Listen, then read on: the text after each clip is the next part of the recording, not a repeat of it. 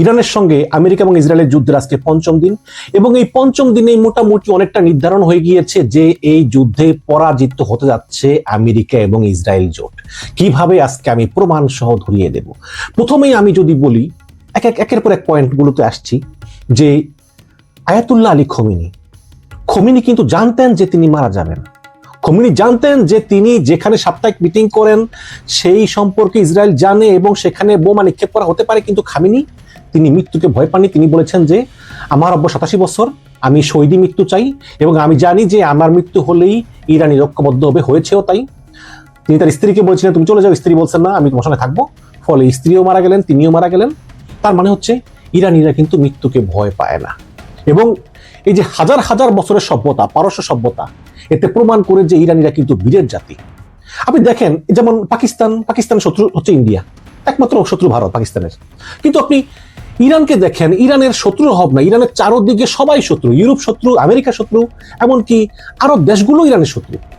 এবং এই ইরান যুগ যুগ ধরে তারা কিন্তু একাই লড়াই করেছে। একটা কথা বলি, ইরান যে ইরাকের সঙ্গে যুদ্ধ করলো শাতিল আরব নিয়ে, সেই ইরাকের সঙ্গে যুদ্ধে ইরানের 10 লক্ষ মানুষ মারা গিয়েছে, 10 লক্ষ মানুষ মারা গিয়েছে শুধু এই ইরাকের সঙ্গে যুদ্ধে। কাজে ইরানের সেই অভ্যাস আছে এবং ইরান কিন্তু যুগে যুগে একাই লড়াই করেছে। অন দ্য আদার হ্যান্ড, ইসরায়েলিরা কিন্তু মৃত্যুকে খুব ভয় পায়। আপনারা নিশ্চয়ই ভিডিওতে দেখেছেন যে যখন একটা মিসাইল আসে তখন ইসরায়েলের একটা সাইরেন বাজে যে মিসাইল আসতেছে। তখন আপনারা নিশ্চয়ই দেখেছেন যে ইসরায়েলিরা কিভাবে দৌড়ে গিয়ে বাংকারে লুকায়, মাটির নিচে লুকায়। তারা কিন্তু মৃত্যুকে খুব ভয় পায়, তারা মোটেও সাহসী জাতি না। সুতরাং একটা যুদ্ধকে দীর্ঘদিন ধরে চালিয়ে নেওয়ার মতো অবস্থা আসলে ওই আমেরিকা ইসরায়েলের নাই। এবং এই আমেরিকা যদি এই দীর্ঘস্থায়ী যুদ্ধ চালাতে হয় তাহলে তাদের প্রায় $100 বিলিয়ন খরচ হতে পারে, যেটা তারা করবে কিনা তাদেরকে দ্বিতীয়বার ভাবতে হবে। আপনারা অবশ্যই দেখেছেন যে ট্রাম্পের মুখ মলিন হয়ে গিয়েছে। ট্রাম্প এখন এক কথা বলতেছেন, তখন এক কথা বলতেছেন। ট্রাম্প আলোচনার প্রস্তাব দিয়েছেন কিন্তু আবার ইরান প্রত্যাখ্যান করেছে। তখন ট্রাম্প বলতেছেন না আমিও রাজি না।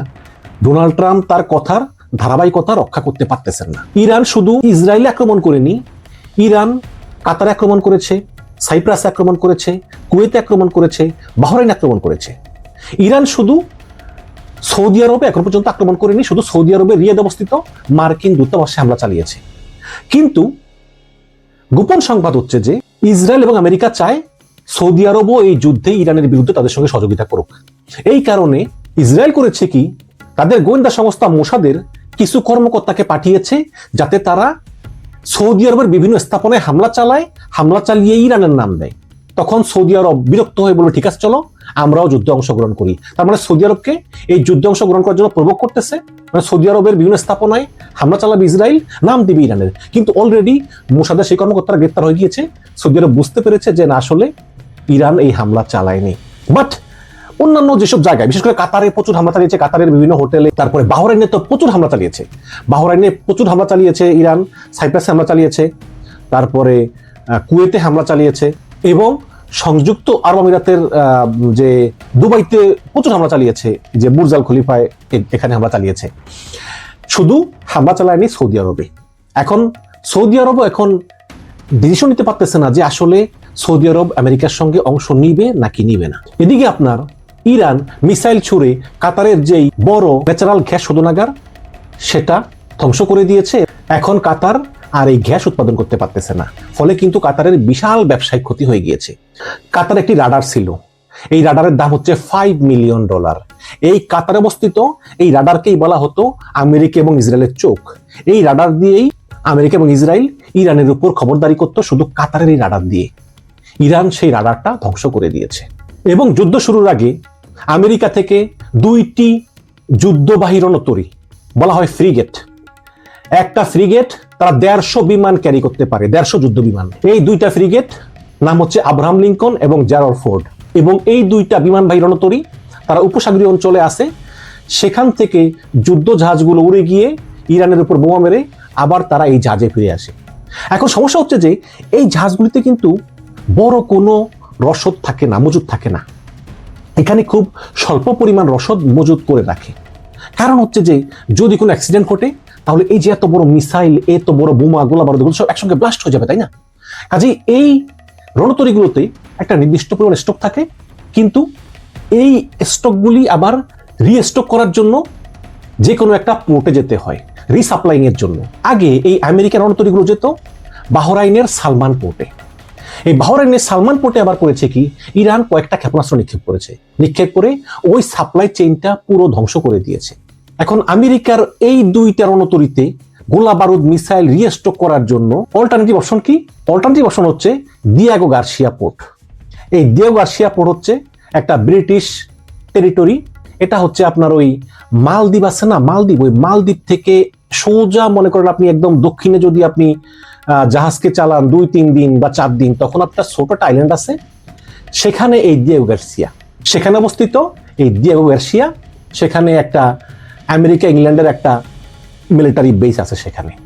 এখন যদি সেখানে গিয়ে এই রিফুয়েলিং করা লাগে, রিস্টক করা লাগে, তাহলে যাইতে 3 দিন, আসতে 3 দিন, মোট 6 দিন লাগে।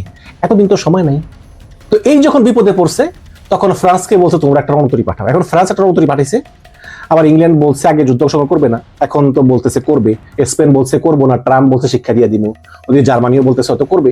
কিন্তু ইরান আসলে একা, ইরান সবার সঙ্গেই লড়তেছে। এখন চায়না মনে করতেছে যে আমাদের এখনো আসলে আমেরিকার সঙ্গে ফেস টু ফেস যুদ্ধ করার মতো আমরা সামর্থ্যবান হই নাই, হয়তো আরো 50 বছর 100 বছর পরে হবে, সে পর্যন্ত ওয়েট করতে হবে। তবে চায়না করতেছে কি, চায়না বিভিন্ন কাঁচামাল সাপ্লাই দিতেছে, যেমন ড্রোন তৈরির কাঁচামাল। একটা জিনিস দেখেন যে ইরান ডেইলি 500 ড্রোন উৎপাদন করতে পারে, ইরানের সেই সক্ষমতা আছে। আর আমেরিকা একটা বছরে মাত্র 700 মিসাইল উৎপাদন করে। তাহলে ইরানের ড্রোন উৎপাদন ক্ষমতা, মিসাইল উৎপাদন ক্ষমতা কিন্তু অনেক বেশি। ইরানের কাছে ঠিক কত মিসাইল আছে এটা আমরা জানি না, কিন্তু অনেকে ধারণা করেন যে ইরানের কাছে 80,000 থেকে 1 লক্ষ মিসাইল আছে। এবং ইরানের যেই বিধ্বংসী মিসাইলগুলো, সেই মিসাইলগুলো এখনো ইরান ব্যবহার করেনি। ইরান এখন শুধু ওই শাহেদ মিসাইলটা ব্যবহার করতেছে, কিন্তু ইরানের যেই শক্তিশালী বিধ্বংসী মিসাইলগুলো, এগুলো ইরান এখনো ব্যবহার করা শুরু করেনি। এবং ইরানের কাছে পারমাণবিক মিসাইলও মজুদ আছে। এখন প্রশ্ন হচ্ছে যে তাহলে আমেরিকা ইসরায়েল কেন সেটা খুঁজে পাচ্ছে না? এই মিসাইলগুলো পাহাড়ের নিচে আছে, পাহাড়ের তলদেশে। এবং আরেকটি বিষয় হচ্ছে যে আমাদের বাংলাদেশে দেখেন না, পাহাড় মাটি দিয়ে তৈরি, ইরানের সব পাহাড়গুলো হচ্ছে পাথরের, কংক্রিটের পাথরের। এবং সেই পাথরের পাহাড় কিন্তু কলাপস করে না, নিচে সুড়ঙ্গ খুললেও সেগুলো শক্ত থাকে। বিশাল বড় দেশ ইরান, সেখানে কোন পাথরের পাহাড়ের তল দেশে এই সব মিসাইলগুলো মজুদ আছে সেটা কেউ জানে না। এবং সেগুলো কোন পথ দিয়ে বেরোয়, কোন পথ দিয়ে ছাড়ে, এটা এখন পর্যন্ত আমেরিকা ইসরায়েল শনাক্ত করতে পারেনি, তবে চেষ্টা করে যাচ্ছে। ওদিকে আবার আয়াতুল্লাহ আলী খামেনির মৃত্যুর পর নতুন লিডার হয়েছেন তার ছেলে মুস্তফা খমেনি। এবং আয়াতুল্লাহ আলী খমেনি পুত্র মুস্তফা খমেনির এই মনোবল দেখে ইরানের ইসলামিক রেভলিউশনারি গার্ডস কর্পস, সংক্ষেপে IRGC, তারা এখন নতুন উদ্যমে তারা হামলা শুরু করতেছে। এবং আমেরিকা এবং ইসরায়েল মনে করেছিল যে খমেনিকে শেষ করে দিতে পারলেই সব শেষ, যেমন ওই যে বাশার আল আসাদকে সরিয়ে দিয়েছে, সাদ্দামকে সরিয়ে দিয়েছে, গাদ্দারকে সরিয়ে দিয়েছে। কিন্তু তারা জানে না যে খমেনি এমন একটি বক্স তৈরি করেছেন যে ক্ষমতার first layer, second layer, third layer, fourth layer. এখন এই কারণেই খমেনির মৃত্যুর পরও ইরানের কোনো সমস্যা হয়নি, ইরান সেই সমান তালে হামলা চালিয়ে যাচ্ছে, বড় বড় বিধ্বংসী হামলা চালাচ্ছে। এখন ইরানের মেইন ছিল খমেনি, খমেনি নাই। এখন ইরান তাদের মেইন সুপ্রিম লিডারকে হারিয়েছে। এটা কিন্তু বাংলাদেশের প্রধানমন্ত্রীর মতো না, এটা হচ্ছে ধর্মীয় নেতা, আল্লাহর পরে এই ধর্মীয় নেতা, তাকে ইরান হারিয়েছে। এখন ইরান ব্যাপকভাবে তারা প্রতিশোধমূলক হামলা শুরু করেছে, যার জন্য আমেরিকা এবং ইসরায়েল প্রস্তুত ছিল না। তারা মনে করেছিল যে খমেনি মারা গেলে এই বাকি সব দুর্বল হয়ে যাবে, পলানো শুরু করবে, তারপর সবাইকে ধাওয়া দিয়ে ক্ষমতা দখল করে নিয়ে তাদের পুতুল সরকার হিসেবে কাউকে বসাবে। কিন্তু সেই আশায় ঘুরে বালি। কারণ আমেরিকা ভালো করে জানে যে উপর থেকে বিমান হামলা চালিয়ে একটা দেশকে ধ্বংস করা যায়, কিন্তু ক্ষমতা বদল করা যায় না। এই জন্য এখন আমেরিকা বলতেছে যে ওই কুর্দি স্থানের যে কুর্দি বিদ্রোহী আছে, ওদেরকে অস্ত্র দিবে, গোলা বারুদ দিবে, ওরা যাতে স্থলপথে যুদ্ধ করে। আবার শুনলাম ডোনাল্ড ট্রাম্প তাদের যে স্থল সেনাবাহিনী আছে তাদেরকে মহড়া দেওয়ার নির্দেশ দিয়েছে, একটু প্র্যাকটিস করার, যে কোনো মুহূর্তে তারা স্থলভাগে সেনা নামাতে পারে। কিন্তু ইরান এমন একটা বড় দেশ এবং এত পাহাড় পর্বত, এখানে কিন্তু স্থলপথে যুদ্ধ করা এত সহজ না। এবং আফগানিস্তান কিন্তু সেম। আবার দেখেছেন যে আফগানিস্তানে 10 বছর যুদ্ধ করতে গিয়ে সোভিয়েত ইউনিয়ন 15টা ভাগ হয়ে একদম ধ্বংস হয়ে গেল। ওই মূল অংশ রাশিয়া রয়ে গেল, আর বাকি যে অংশগুলো সেগুলো 15টা ভাগে ভাগ হয়ে গেল এবং সোভিয়েত ইউনিয়ন শেষ হয়ে গেল। তারপর আফগানিস্তানে যুদ্ধ করলো আমেরিকা। 20 বছর যুদ্ধ করে আমেরিকা ট্রিলিয়ন ট্রিলিয়ন ডলার খরচ করে কি অ্যাচিভ করলো? কিছু অ্যাচিভ করলো না। তাদের সৈন্য মারা গেল। 20 বছর পরে তালেবানদের হাতে ক্ষমতা দিয়ে চলে আসলো। তারপরে ইরাকে যে যুদ্ধ করলো, আমেরিকা উপসাগরীয় যুদ্ধ, সেখানে ট্রিলিয়ন ট্রিলিয়ন ডলার খরচ করে কি অ্যাচিভ করলো? কিছু অ্যাচিভ করতে পারলো না।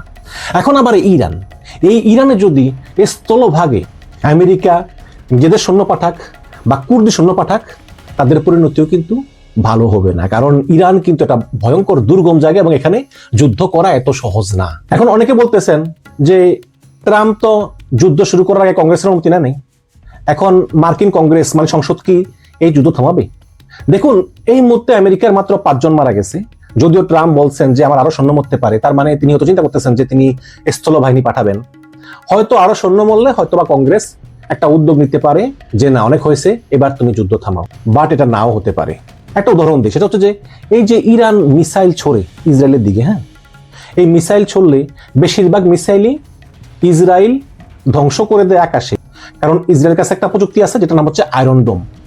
এই আয়রন ডোম দিয়ে ইরানের যে কোনো ক্ষেপণাস্ত্র ইসরায়েলের মাটিতে পড়ার আগেই ইসরায়েল ওটা আকাশে ধ্বংস করে দেয়।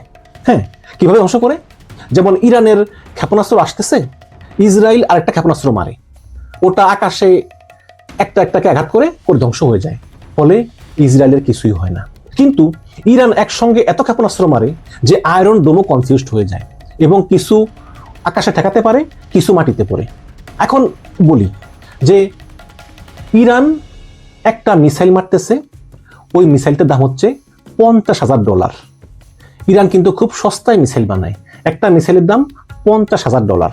কিন্তু ইরানের সেই মিসাইলটাকে ঠেকানোর জন্য ইসরায়েল যে মিসাইলটা মারে সেটার দাম হচ্ছে $12 মিলিয়ন।